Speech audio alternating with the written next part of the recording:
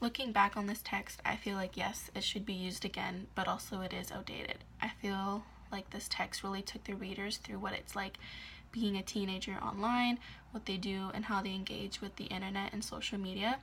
I found it to be very insightful and interesting, and I really enjoyed reading it.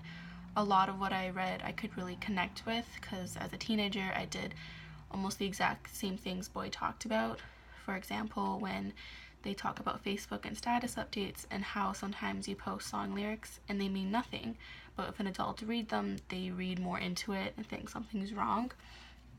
And in the conclusion, they talked about Twitter being more intimate, and I felt the same way in high school since I used Twitter a lot because it wasn't as popular and I didn't have any family on there.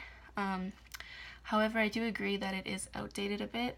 The whole talk of MySpace feels so old, but it's also an important aspect of the digital world.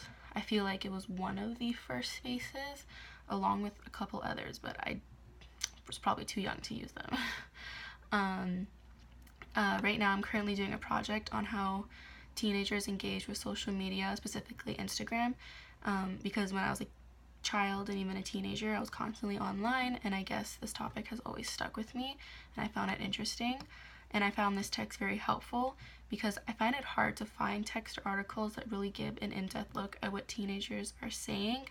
There's a few more that I've found, but I found this one was the best at like giving different actually hearing from teenagers themselves and how they felt. Even though this book it hasn't been that long since it was written, I feel like there could be an updated version that brings up topics on the new social media apps we have now, the use of tablets, children toys that involve you to use an app along with the physical toy. Like there's one where it's a Barbie toy and you design the dress and then it prints out off your computer and you actually can use it on your doll. How children are engaging with the internet. The gaming community, there are many games that connect to the internet and you play online with people from around the world, and you have teenagers and adults who interact with each other and even make friends through there.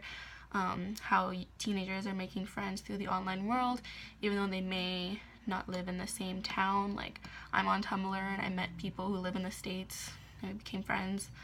Even the YouTube community, there are so many children on YouTube these days and even making money from it. And even this year there have been stories about parents who film with their kids online and they're popular, but they've actually had some child abuse complaints against them, and I find it really interesting. And it's just different view on how adults have anxieties about going in the online world, and now you have adults who are filming videos with their kids on YouTube. So I find this topic on teenagers in the online world to be fascinating, and I do find this book very useful, and I constantly tell people to read it, but it does feel a little bit outdated because the internet is constantly changing and children and youth are using the internet in so many different diverse ways.